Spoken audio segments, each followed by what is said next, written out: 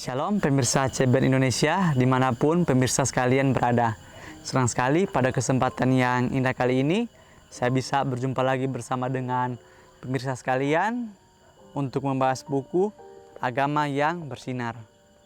Buku ini dituliskan oleh Nyonya Ellen G. White dan juga buku ini akan menyuguhkan kepada kita semua suatu cara yang lebih baik yang akan menyingkapkan kepada kita suatu kehidupan yang lebih sederhana dan lebih manis.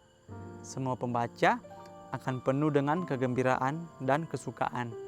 Bersinar menyinarkan kasihnya dimanapun kita berada. Nah, jadi hanya dengan kita membaca buku ini, kita mengambil pelajaran-pelajarannya, maka kehidupan kita itu akan menjadi lebih sederhana. Dan juga ketika kita memiliki kehidupan yang sederhana, kita itu bisa berbeda daripada yang lainnya, dan juga kita bisa menjadi terang dimanapun kita berada.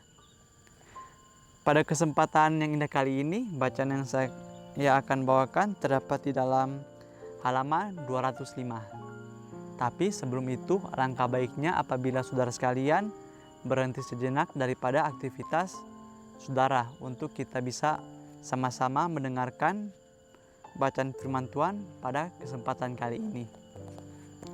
Judulnya, Menemukan Sukacita dalam Semua Pengorbanan Baginya. Saudara juga bisa mengambil Alkitab dan membuka di dalam 1 Tesalonika 3 ayat 9 dan 10. Sebab ucapan syukur apakah yang dapat kami persembahkan kepada Tuhan atas segala sukacita yang kami peroleh karena kamu di hadapan Tuhan kita. Siang malam kami berdoa sungguh-sungguh supaya kita bertemu muka dengan muka dan menambahkan apa yang masih kurang pada imanmu. Nah, jadi luar biasa sekali ya. Dari judul dan juga ayat intinya di sini menceritakan atau memberikan suatu pelajaran bagaimana kita itu bisa merasakan senang atau kita merasakan suatu kebahagiaan ketika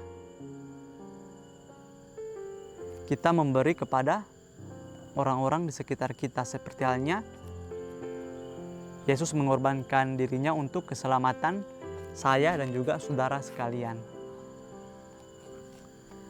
Kasih kepada Yesus akan diwujudkan dalam kerinduan untuk bekerja sebagaimana Kristus bekerja untuk memberkati dan mengangkat umat manusia. Itu akan menuntun kepada kasih, kelemah lembutan, dan simpati terhadap semua makhluk di bawah peliharaan Bapa Surgawi.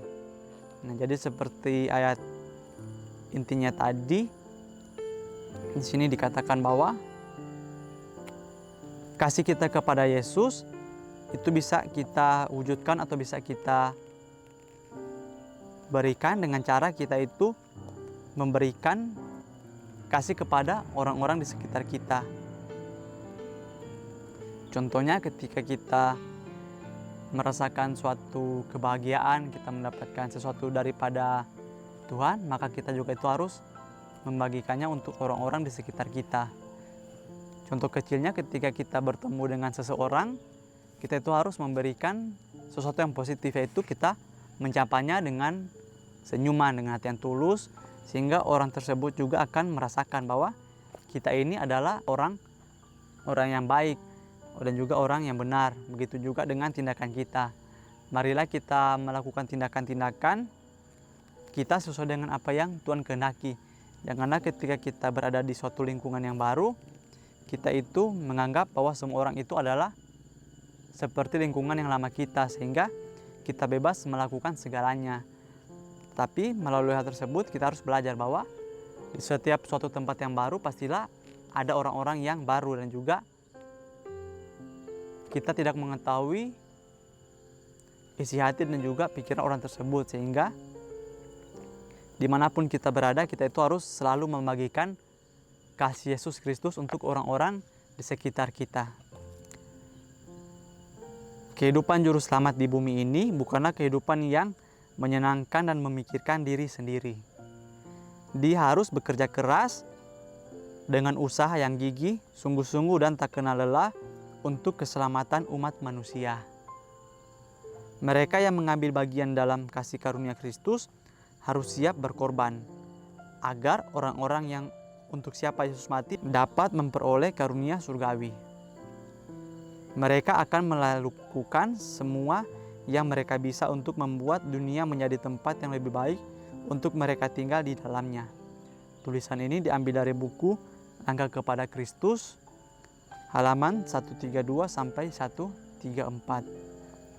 Nah, selanjutnya di sini dikatakan bahwa Yesus itu ketika berada di dunia ini, kehidupannya itu bukanlah kehidupan yang menyenangkan meskipun dia sebagai Tuhan, tetapi dia itu menjadi seperti kita manusia yang bisa merasakan sakit, bisa merasakan lelah, bisa merasakan lapar, dan lain sebagainya. Sehingga ketika dia melakukan hal tersebut menjadi seperti kita, maka kita bisa melihat suatu contoh orang yang melakukan kehendak Bapanya di surga, orang yang berserah kepada Bapa, yang menyerahkan segala pergumulannya, sehingga ketika dia berada di dunia ini, dia bisa melakukan semuanya itu karena hanya dengan berserah kepada Bapa di surga. Mereka yang mengambil bagian dalam kasih karunia Kristus harus siap untuk berkorban. Nah, jadi kalau kita mengaku kita ini sebagai pengikut Kristus, janganlah kita hanya mengucapkannya hanya dari mulut kita. Kita mengaku, oh saya ini mengikuti Kristus, saya sudah menuruti segala perintahnya. Tapi perlu kita tekankan bahwa kita itu harus mempraktikkan apa yang kita katakan. Contoh kecilnya pengorbanan. Nah, di sini kalau kita melihat kembali di Alkitab, terdapat suatu pengorbanan yang begitu besar, yaitu Yesus mengorbankan dirinya untuk kita semua. Kita juga bisa belajar hal tersebut dari diri kita. Mungkin dari hal kecil, mungkin saja ketika kita berada di suatu tempat, kita melihat ada orang yang mungkin membutuhkan makanan, kita membagikan apa yang kita punya. Atau mungkin ada orang yang membutuhkan uang, kita juga bisa membagikannya. Semua yang kita punya haruslah kita berusaha untuk membagikannya. Kita harus belajar untuk mengorbankan apa yang kita miliki untuk membantu orang-orang di sekitar kita. Nah, tapi meskipun kita memiliki suatu rasa ingin membantu orang lain, kita juga itu tidak boleh terlalu membantu orang tersebut. Mungkin kita berpikir itu sedikit kejam, tapi ternyata hal tersebut atau mungkin orang tersebut Tuhan izinkan dia menderita atau mendapatkan suatu kesusahan itu karena kesalahannya. Jadi ketika kita mau membantu orang, kita itu harus berdoa meminta hikmat daripada Tuhan. Apakah orang ini pantas untuk kita bantu atau tidak. Janganlah ketika kita membantu orang karena kita ingin mendapatkan suatu pujian, tapi marilah kita berdoa meminta hikmat daripada Tuhan. Apakah memang ini adalah tugas saya untuk membantunya, atau mungkin belum saatnya kita untuk membantu orang tersebut. Jika engkau panggil Tuhan Bapamu, engkau mengakui dirimu anaknya, untuk dipimpin oleh hikmat-Nya dan untuk menurut dalam segala hal. Mengetahui bahwa kasih-Nya tidak berubah, engkau akan menerima rencananya untuk hidupmu. Segala anak Tuhan, engkau akan mempertahankan kehormatannya, tabiatnya, keluarganya, pekerjaannya, sebagai sasaran perhatianmu yang tertinggi. Mengakui dan menghormati hubunganmu kepada Bapamu dan kepada setiap anggota keluarganya akan menjadi kegembiraanmu. Engkau akan bergembira untuk melakukan pekerjaan apa saja. Betapapun rendahnya, yang akan cenderung kepada kemuliaannya atau kepada kesejahteraan keluargamu.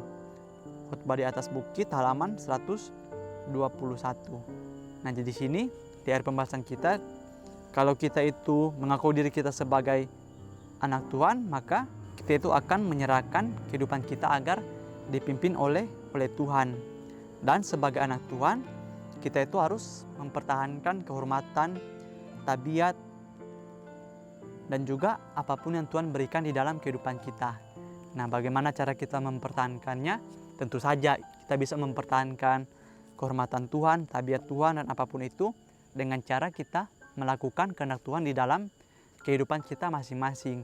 Dan janganlah pernah kita menggunakan hikmat kita atau kita menggunakan kemampuan kita untuk kita mengambil pilihan-pilihan di dalam kehidupan kita. Tapi sekali lagi saya ingatkan agar kita itu harus berserah kepada Tuhan. Biarkanlah Tuhan yang memimpin kehidupan kita untuk kedepannya. Engkau akan bergembira untuk melakukan pekerjaan apa saja, betapapun rendahnya, yang akan cenderung kepada kemuliaannya atau kepada kesejahteraan keluargamu.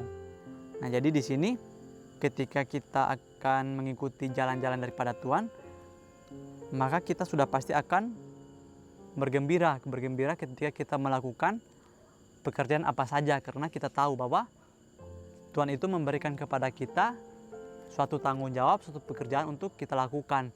Dan juga Tuhan memberikannya itu bukan hanya diberikan begitu saja, tetapi Tuhan mengetahui sampai di mana batas kemampuan kita.